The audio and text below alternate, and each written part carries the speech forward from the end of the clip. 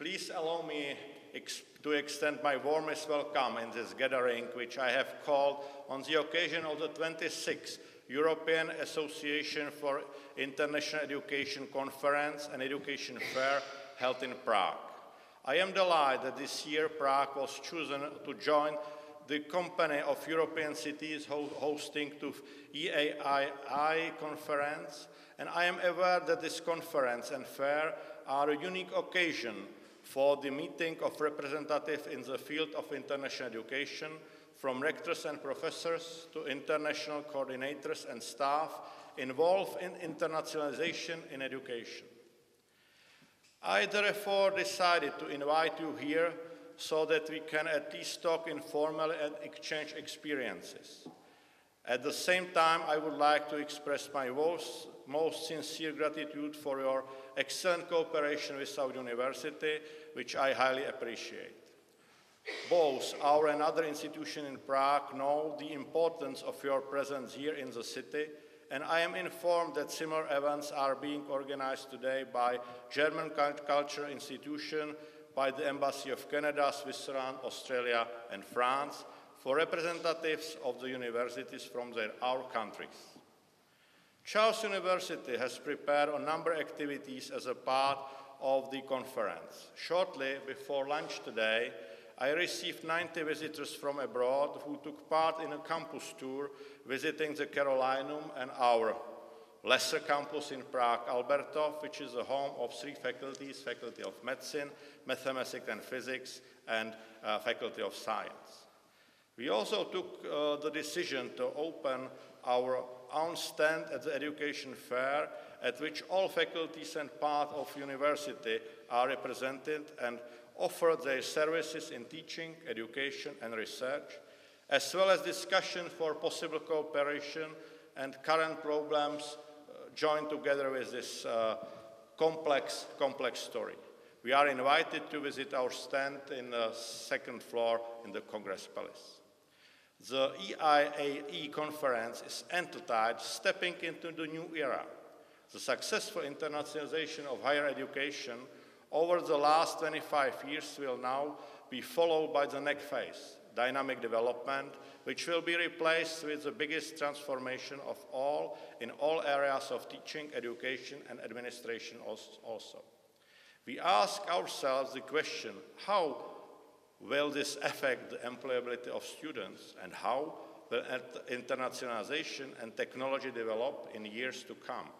What will traditional universities be like?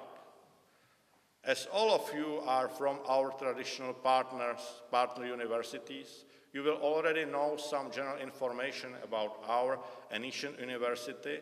And just to remind you, at Charles University, a total of 52,000 students study at 17 schools, offering 633 study programs and subjects.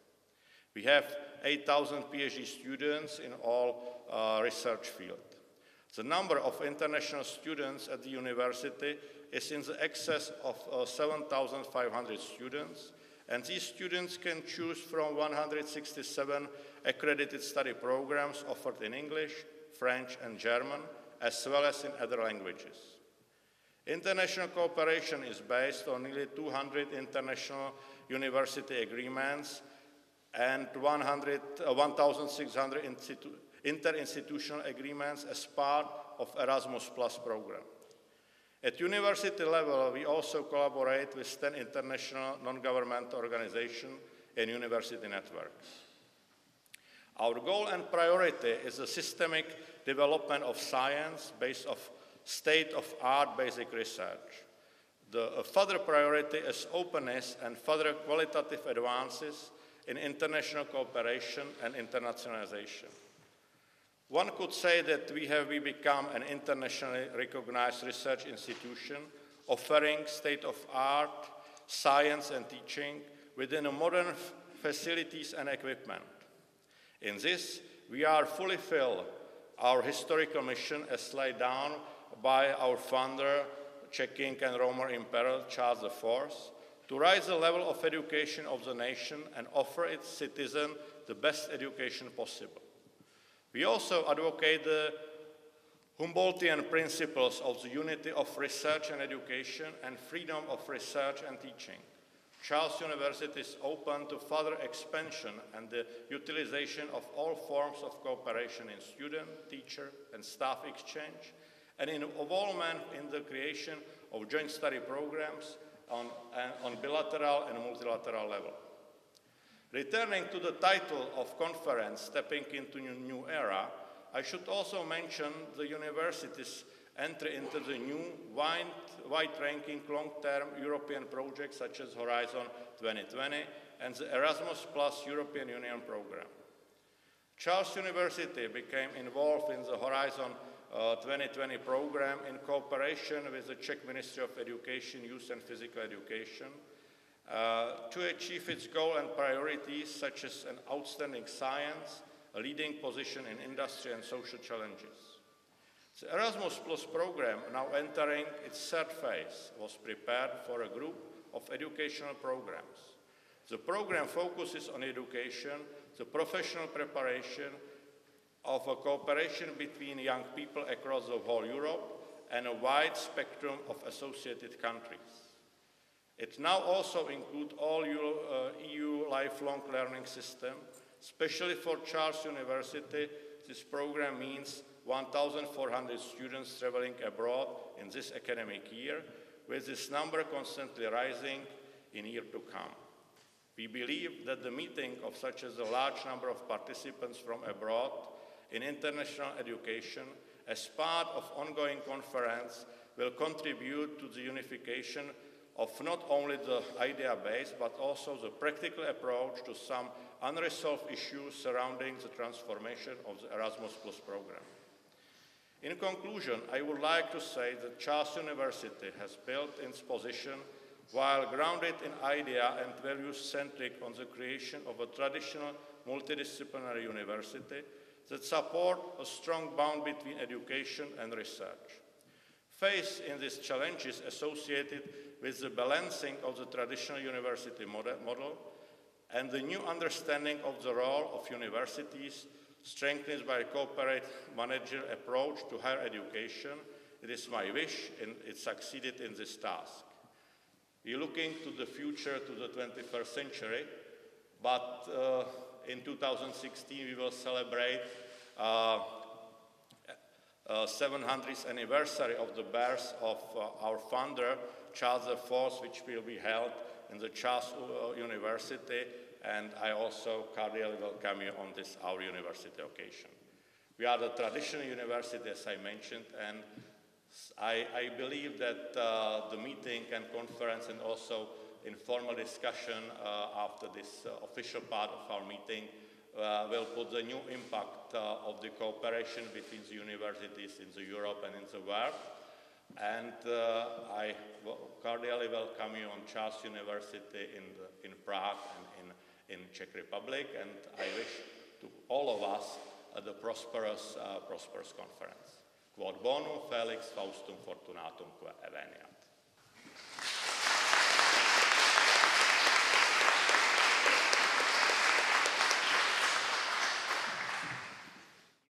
Dear colleagues, Rector Zimy, Councillor of the City of Prague, it's a privilege and an honor for me having the opportunity to speak to you today in this wonderful old lecture hall.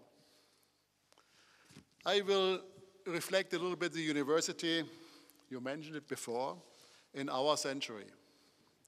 The concept of the university is a European invention. We have to take aware of that. The European university model has been eminently successful. Witness the fact that next to the Catholic Church, or the Protestant Church, the universities of Europe are the only institutions to have survived for close to 1 millennium. The model of the European university, which the Charles University and Heidelberg University, for examples, have helped shape for more than 600 years, and universities or your own universities as well, promotes the acquisition of knowledge through independent research and teaching and free access to education and research for all, regardless of status, sex, religion, or origin. In most parts on Earth, that's not a given fact. The European University was international from its very inception and developed its interdisciplinary and research-oriented profile as a lively community of teachers and researchers. These values are what have turned the universities of Europe into models for institutions of higher education around the world. Today, we must consider again if and how these values can stand the test of globalization, of exploitation, and marketing as poor research, or poor teaching, or poor making money institutions. I would like to use this forum to discuss the aspiration and definition of internationality, not internationalization, but internationality, because I believe that both are currently undergoing a profound paradigm change. Even though international exchange for students and researchers that aim at increasing personal competences is still justified and important, attitudes towards international cooperation in research and teaching are changing drastically. For many decades, the aim in Europe was to bring the best and brightest minds from all over the world to this continent, or in our case to Prague, maybe to Heidelberg, to Berlin, to Krakow, or to other places. Now this rather nationalistic view is shifting towards a new understanding of internationality, not least because we are facing new and different challenges. I would like to describe this new understanding with the term cosmopolitan university, to differentiate it from the more commonly used international university or global university. But what exactly do I mean by this? In scientific circles, especially, people are increasingly becoming aware that we are part of a global community in which we must work with others to find the best solutions for the urgent problems of the present and the future.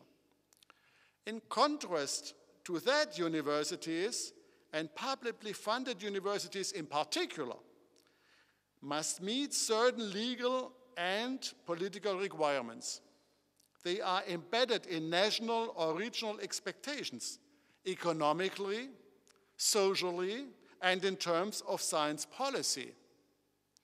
But an egocentric institutional university policy or prioritization of national objectives does not lend itself to solving global problems.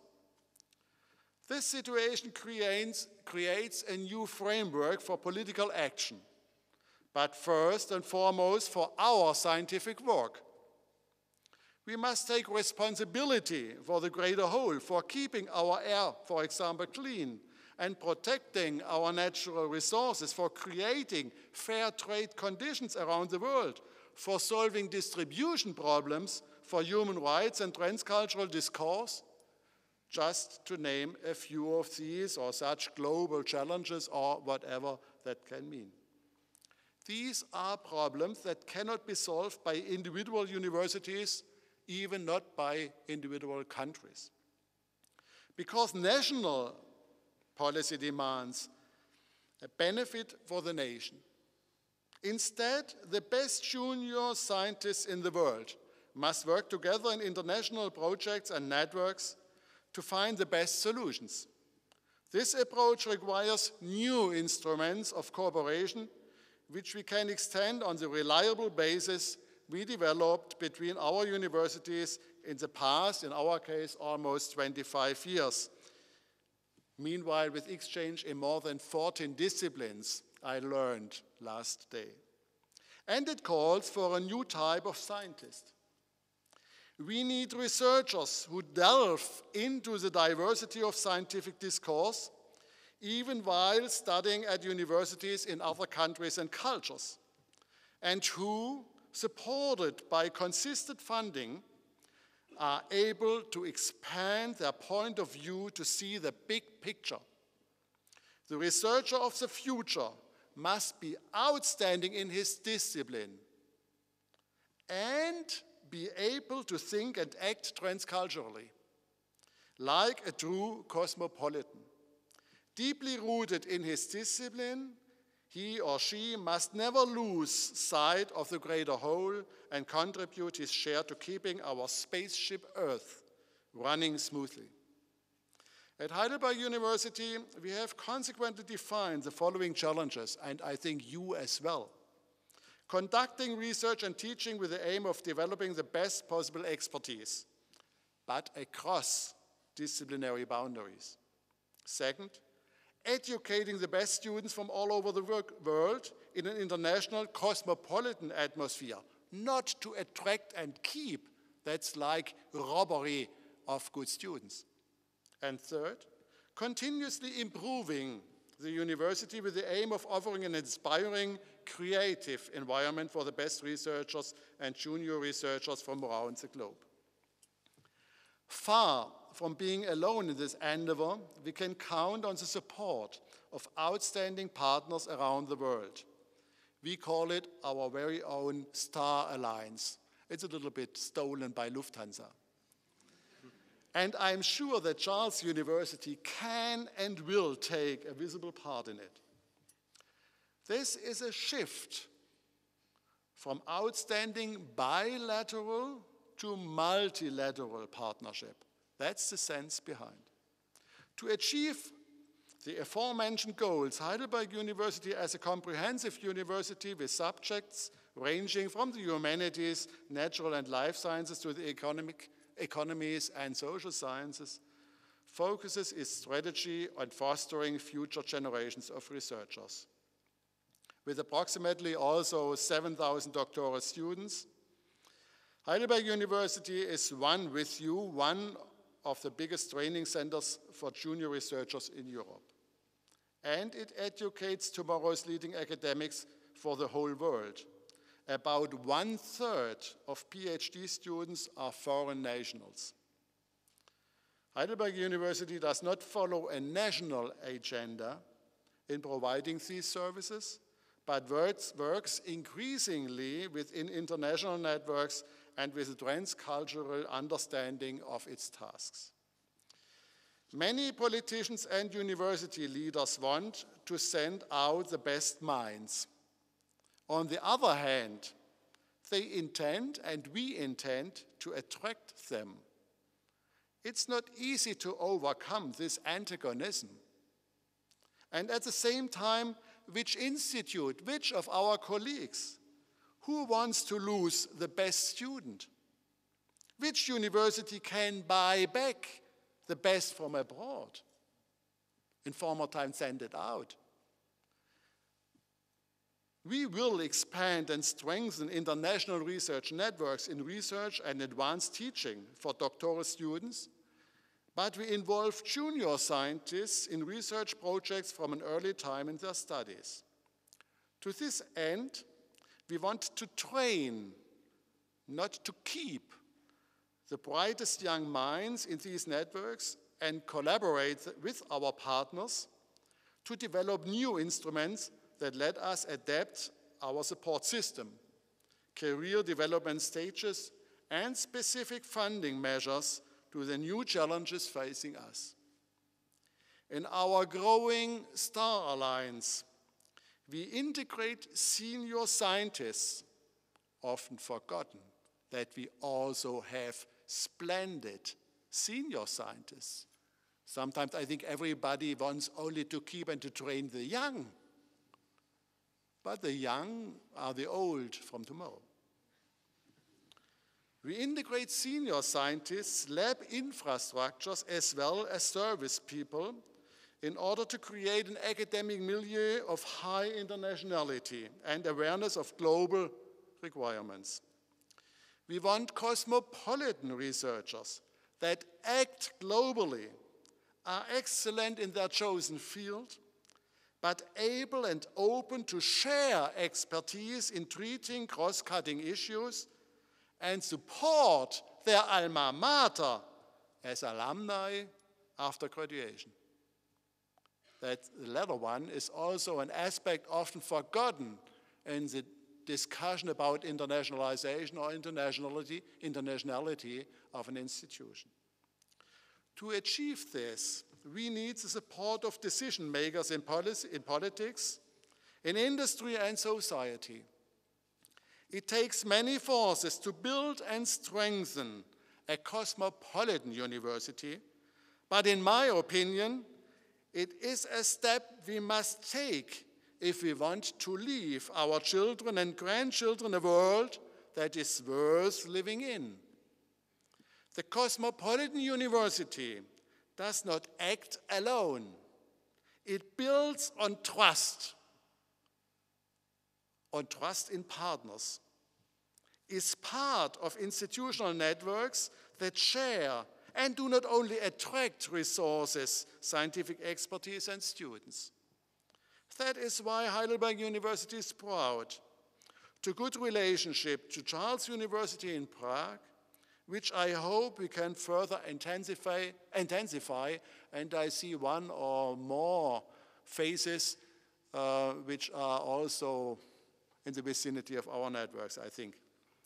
Our network supports the approach we have just described, a cosmopolitan university in which the most talented people from all over the world move within the alliance to work together to solve the great challenges of our future. It's our task to make cherry picking possible for our best young academics, for that they can offer later on the cherries to the next generation of students.